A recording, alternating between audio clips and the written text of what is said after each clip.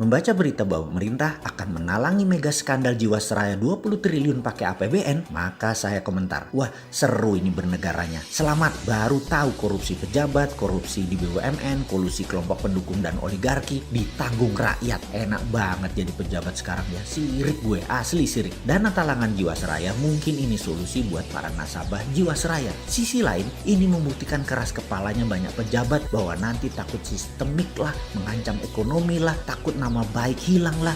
Bos, yang geblek jangan dilindungi atau kalian merupakan bagian dari sistem yang bermasalah. Biarkan yang salah yang menanggung. Kita melihat hal beginian paling gerundel, kuapok loh. Tapi begitu melihat melindungi kesalahan dan kebobrokan pakai APBN, kita berkata, kuapokmu kapan dul?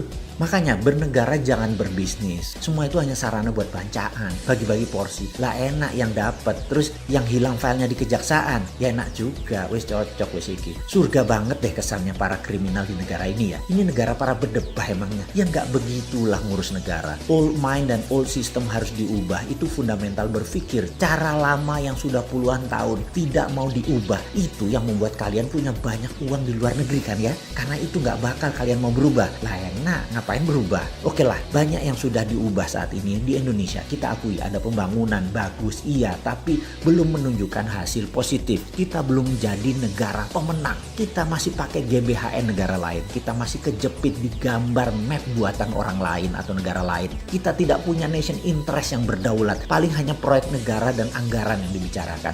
Bukan grand plan mau jadi apa negara ini. Di sini terpancing kita selalu untuk membantu dan memberikan kontribusi. Banyak orang yang kepala dingin melihat pendekatan bosman sebagai alternatif. Namun kalau otak pendek dan gak berilmu, bahkan mengirim buzzer menganggap bosman ini anti pemerintah. Gak pernah kita ini anti. Kita selalu memberikan masukan agar lebih baik lagi. Memang karena school of thought-nya beda, jadi landasan keilmuannya beda, muscle knowledge-nya beda, terlihat anti. Karena saat ini cara mendoktrinnya adalah apapun yang beda artinya melawan. Ngono ya. Padahal ini semua adalah perilaku alami. Contoh ikan selalu berenang melawan arus, hanya ikan mati yang ikut arus. Begitu cara melihat perbedaan. Lupa, buzzer mah gak peduli sama bangsa negara ya. Pokoknya hanguskan orang yang berbeda dengan pejabat sekarang. Pejabat sekarang selalu benar dan berpikir untuk rakyat. Tidak ada cara yang lebih baik dari cara pejabat sekarang. Titik. Mudah-mudahan gak resesi 2 kuartal berturut-turut. Kalau ternyata 3 kuartal ke depan minus, bahkan 4 kuartal minus, yopo.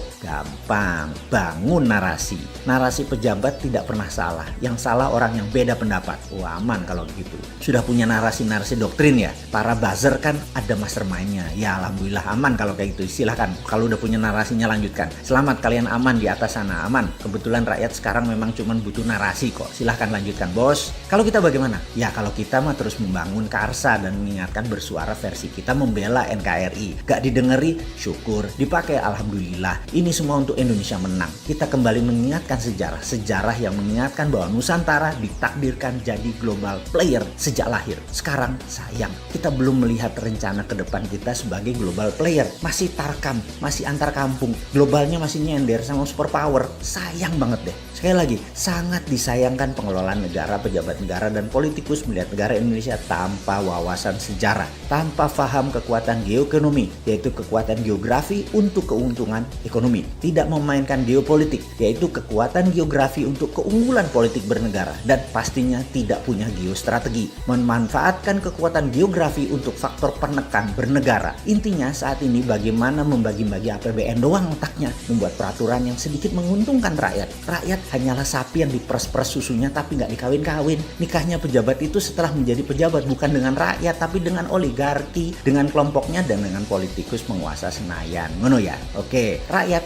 habis digrepek-grepek doang dan herannya rakyat gak kapok-kapok malah memuja-muja pejabat seperti itu. Hero-nya dijunjung. Top dah doktrin dan propagandanya. Top Marco Top. Kagum gua. Udah selesai ngegosip, kita lanjut. Kita menengok sejarah sebentar. Kita tahu doktrin jalur sutra itu seakan-akan jalur hebat. Karena mungkin banyak pejabat sekarang kemakan propaganda film Tiongkok dan berbisnis dengan Tiongkok kedalaman. Sampai budaya dan doktrin gak bisa dibedain. Jalur sutra di abad pertengahan mendadak jalurnya sepi. Kota-kota Eropa Timur dan Asia Barat yang tadinya jalur ekonomi mati hanya kurang dari 50 tahun. 50 tahun dari apa? Dari majunya dunia maritim perkapalan di abad 14 dan 15 sehingga pada perjanjian Zaragoza dunia dibagi oleh dua raja laut, Portugis di sisi timur, Spanyol di sisi barat. Ini kayak kita sekarang Tiongkok Amerika lah kira-kira ya. Spanyol ke Amerika Utara Selatan, Portugis ke India sampai timur jauh yaitu Nusantara. Jalur sutra kalau dengan jalur maritim atau maritim lain tersebut beda.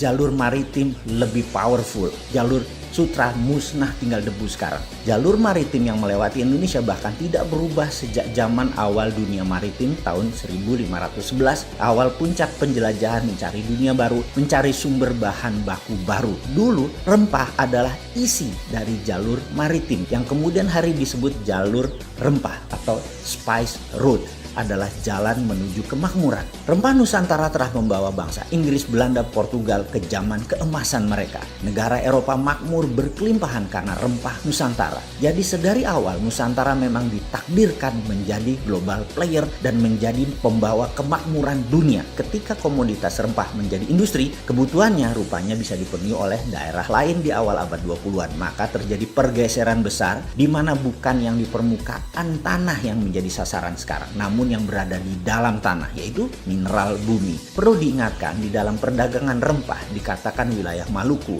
wilayah Pulau Run misalnya. Jangan bayangkan kekuatan militer yang berkuasa. Sejak awal Bulognya Maluku sudah berdiri, namanya Untatang, yang membagi rata petani dan deal dengan pihak asing. Pedagang Arab, pedagang Tiongkok, sampai Portugis, Inggris adalah Untatang ini. Baru ketika Belanda kemaruk, greedy dan tamak, mereka membuang 15.000 penduduk wilayah penghasil pala tersebut, tinggal tersisa 1000-an dan ada banyak pembunuhan terjadi. Ini namanya perampokan atau state sponsor terrorism. Hasilnya diambil habis-habisan sampai jatuh nilai pala tadi, namun Belanda sudah kaya raya. VOC tepatnya kaya raya. Terus bergilir, kemudian masuklah ke komoditi lain yaitu karet, teh, kopi, coklat. Kemudian bahan baku tersebut semua akhirnya dikuasai oleh VOC. Apa pelajaran yang bisa ditangkap kali ini? Ingat, pelajaran bukan okupansi militer sejak awal, tetapi okupansi ekonomi. Jadi bagi saya, bullshit bekerja sama dengan Tiongkok dan IMF itu. Itu bullshit besar. Foreign direct investment yang ada di otak pejabat adalah pemahaman anak bangsa yang otaknya sudah terpesona oleh globalis. Ini sebenarnya penjajahan sama seperti VOC di awal masuk selama 200 tahun sampai akhir tahun 1900-an kira-kira. Di saat dunia bergeser jauh di mana rempah bukan lagi primadona tapi sumber di dalam bumi yang jadi primadona seperti minyak, gas, batu bara dan mineral lainnya. Jadi sekedar mengingat, apapun perusahaan asing masuk ke Indonesia menggarap, mengambil, mengelola isi bumi Indonesia, itu penjajahan.